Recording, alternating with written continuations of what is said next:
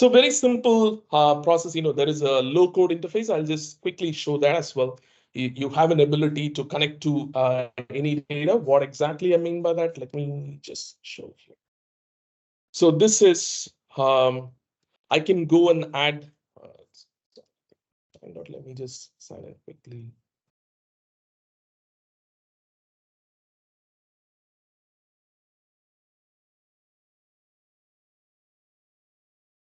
I mean, there is a whole bunch of data sets I have, I can upload a file, or I can connect to a database, or, I can connect to any other application, through APIs. And once I have done, there is a whole bunch of data sets I have here, right?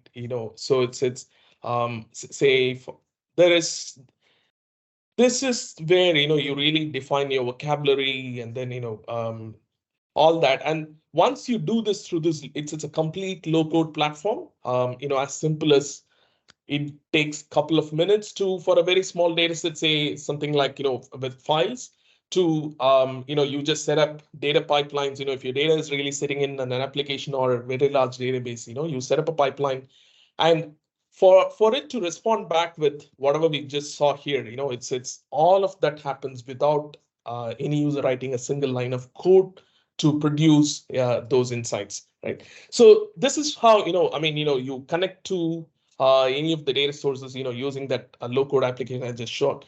And at the same time, data is not static. We have an ability to tap into streams, whether it is even Hub, Kafka, or any of those data. We can connect to those to continuously train Kia on this new data, or it can be scheduled in microbatch schedules, or on request, or batch schedules, and all that. And again, as I said, the data can come from anywhere: files, databases, APIs.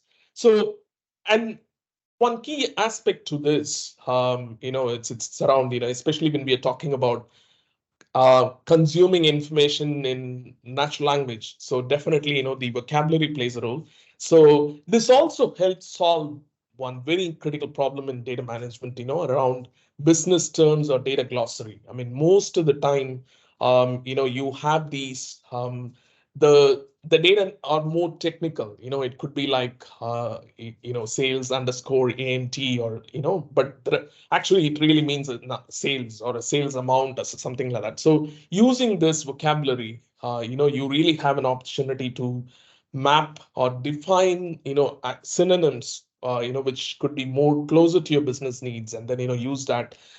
Rather than referring to those technical names, users can ask questions in these synonyms, which are very much, closer to the business needs. So you have an ability to say, for example, revenue could be the, revenue amount could be the data attribute, but you can call it, hey, income, proceeds, earnings, all of these really mean the same thing. So you have an option to ask the same question, in different ways, right?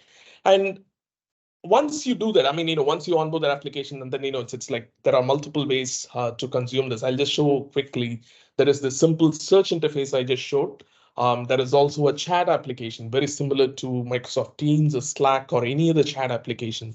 You can chat with Kia, or you can also bring in other users. I'll just show that demo as well. And also there is a mobile app, where you can use that to ask questions, right? This is also one very, very interesting feature. Sometimes, when we get an answer, or when we have a BI output, it is not as simple as getting the output.